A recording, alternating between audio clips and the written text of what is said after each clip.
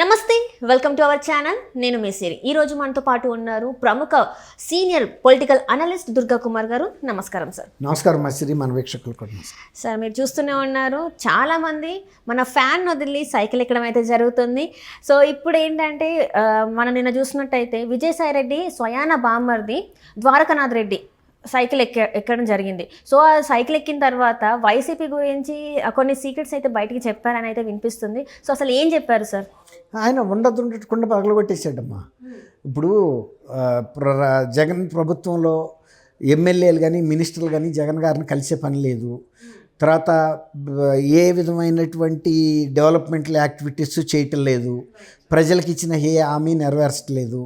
కేవలం ఆయన ఈ స్కాండల్స్లో మునిగి తేలటమే సరిపోతుంది. ఆయన తన స్వార్థమే చూసుకుంటున్నాడు.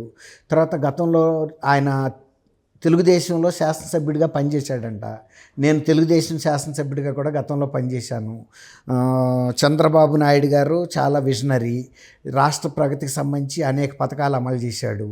తర్వాత ఆయన రాష్ట్రానికి భవిష్యత్తులో ఏ అవసరాలు ఎలా వస్తాయి అనే దాన్ని ఆలోచించి ఆ విధమైనటువంటి ఒక దిశానిర్దేశం చేసుకుంటూ వెళ్ళాడు. ఆర్థిక క్రమశిక్షణ ఉండేది. తర్వాత అవినీతి లేదు. ఇవాళ మొత్తం అవినీతిలో నిండిపోయింది. ఏ ఆఫీస్కి వెళ్ళినా ఎక్కడికి వెళ్ళినా అవినీతే. కాబట్టి ప్రజలు కూడా ఏమీ ప్రభుత్వం పట్ల సంతృప్తిగా లేరు ఆయన చెప్పిన మాటలు. కాబట్టి నేను వైఎస్ఆర్సీపీని విడిపోయి దాదాపు ఒక 10-15 ఏళ్ళ నుంచి నేను ఆ పార్టీలో ఉన్నాను. కానీ నాకు తృప్తి కలగలేదు. ప్రజలకు నేనేం చేయలేకపోయాను.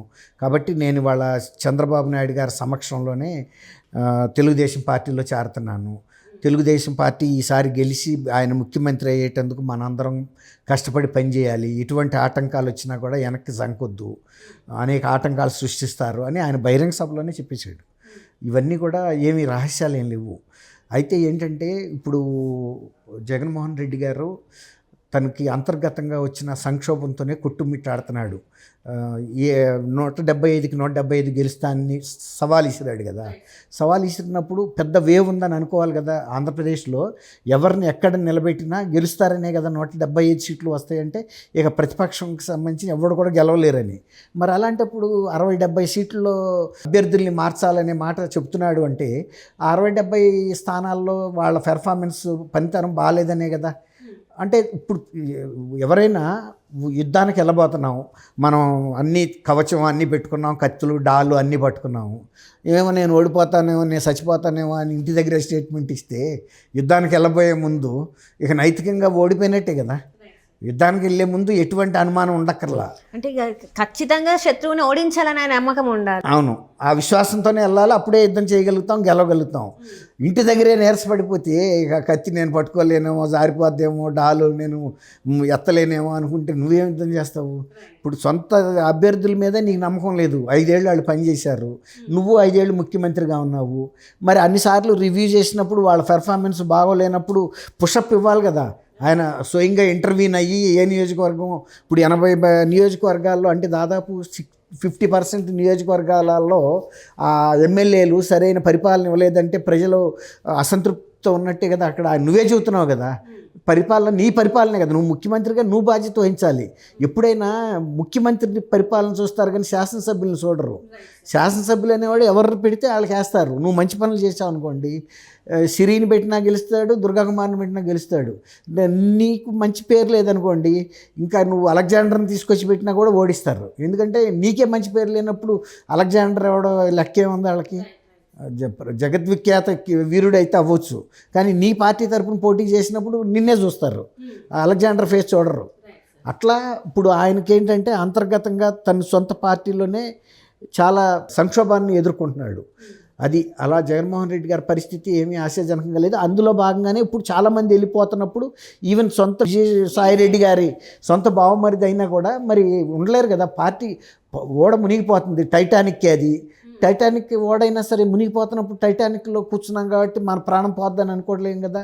ఎంత ఓడైనా పగిలిపోయినా చిల్లుపడ్డా మునిగిపోతుంది. అప్పుడు ఆ ఓడని విడిచి ఇంకో పడవలోకైనా ఎక్కొచ్చు, మామూలు పడవలో అయినా. ముందు ప్రాణం కాపాడుకోవడం ముఖ్యం. ఇప్పుడు ఓటమికి అంచున ఉంది కాబట్టే ఈ విజయసాయిరెడ్డి లాంటి బావమరిది, ఆయన సొంత బావమరుదులు సైతం వెళ్ళిపోతున్నారు. అసలు విజయసాయిరెడ్డి వదిలేసేయండి అమ్మా. షర్మిల ఎవరు? ఆయన సొంత చెల్లెలే కదా, ఆమె కదా గతంలో కూడా ముఖ్యమంత్రిగా ఎక్కిస్తానికి కృషి చేసిన మనిషి. మళ్ళీ ఇప్పుడు ఎలక్షన్ వచ్చినప్పుడు వచ్చి ఆమె ఆ పాత్ర ఎందుకు పోషించట్లేదు? నువ్వు గతంలో వాళ్ళందరికీ అంచనాలకు తగ్గట్టు నువ్వు పనిచేయలా, వాళ్ళ సంక్షేమం చూడలా, సొంత చెల్లెల సంక్షేమం చూడనాడు. నువ్వు ఆంధ్రప్రదేశ్లో అక్క చెల్లెమ్మలు అందరినీ, అవ్వా తాతలందరి సంక్షేమం చూడగలవంటే నమ్ముతారా? అప్పట్లో రాజశేఖర రెడ్డి గారే ఒక సామెత చెబుతూ ఉండేవారు ఎప్పుడు, తల్లికి అన్నం పెట్టనాడు పిన్నమ్మకి బంగారు గాజులు చేయిస్తానన్నాడని. ఆయన చాలా బహిరంగ సభల్లో చెప్పేవారు. ఆయనకి చాలా ప్రియమైన సామెత అది. ఇప్పుడు సేమ్ అదే జగన్మోహన్ రెడ్డి గారికి కూడా ఇంప్లై అవుతుంది. నీ సొంత చెల్లికి తల్లికే నువ్వు చూడనాడివి, అక్క చెల్లెమ్మళ్ళకి అందరికీ ఏం చూస్తావు? అవ్వతాతలకి ఏం చూస్తావు? వాళ్ళకి 1000 రూపాయలు పెన్షన్ పెంచుతా అని చెప్పి 250 చొప్పున సంవత్సరానికి పెంచి 5 ఏళ్లలో 1000 పెంచాడు. మధ్యలో 1 సంవత్సరంన్నర పాటు ఆ 250 కూడా పెంచలా. మన అవ్వతాత కాదా కష్టపడింది? వాళ్ళకి ఇస్తే వాళ్ళు తింటారు కదా. ఇప్పుడు వాళ్ళు ఏమన్నా 1000 కోట్లు ఉన్నాయా? వాళ్ళ మీద ఏమైనా పెద్ద పెద్ద కేసులు ఉన్నాయా? అంతర్జాతీయ స్థాయి ఆర్థిక నేరాలు ఉన్నాయా? వాళ్ళు ఏదో పొట్టగూటి కోసం బతుకుతున్నాళ్ళు. వాళ్ళకి 250 దండి కొడతాం ఏంటి? అట్లా అన్నమాట. అంటే ఇప్పుడు ఏంటంటే, ఇప్పుడు ద్వారకా ఎవరైతే ఉన్నారో ఆయన బాటలోనే విజయసాయిరెడ్డి కూడా త్వరలోనే సైకిల్ ఎక్కిపోతున్నాడని చర్చ కూడా వస్తుంది సార్. విజయసాయిరెడ్డి కాదమ్మా, ఇప్పుడు షర్మిల ఎవరు? సొంత చెల్లెలు, రక్తం పంచుకున్న చెల్లెలు. ఆమె ఏ పార్టీలో చేరింది? కాంగ్రెస్ పార్టీలో. ఎందుకు చేరింది? అన్న మీద వ్యతిరేకత. అన్న పార్టీలో చేరితే గెలవరు. కిందసారి ఎన్నో హామీలు ఇచ్చి ఎట్టగొట్ట ఎక్కించాము, కానీ ఆయన నిలబెట్టుకోలేదు. విజయసాయిరెడ్డి గారు కూడా ఆయనకి ధమాకున్న మనిషే కదా. ఆయన ఒక చార్టెడ్ అకౌంటెంట్. ఈయన ఆస్తులన్నింటినీ రకరకాల మార్గాల ద్వారా మళ్ళిచ్చి మనీ లాండరింగ్ చేయటంలో హెల్ప్ చేసి ప్రతి కేసులో 2వ ముద్దాయిగా ఉన్నాడు. జగన్ గారు మొదటి ముద్దాయి అయితే 2వ ముద్దాయిగా ఉన్నాడు. అన్ని కేసుల్లోనే ఆయనే 2వ ముద్దాయి. అంటే అంత చార్టెడ్ అకౌంటెంట్కి ఏ పార్టీ గెలుస్తుందో ఏ పార్టీ గెలవదో తెలవదా? తెలుస్తుంది కదా. అట్లాంటప్పుడు మునిగిపోయే చివరి టైంలో అయినా ఆయన కూడా దూకేస్తాడు జగన్. ఆయనకి ఏమన్నా బంధుత్వం ఏమన్నా ఉందా, లేకపోతే బంధం ఏమన్నా ఉందా? ఇద్దరికి కాళ్ళు కలిపి కట్టుకున్నారా?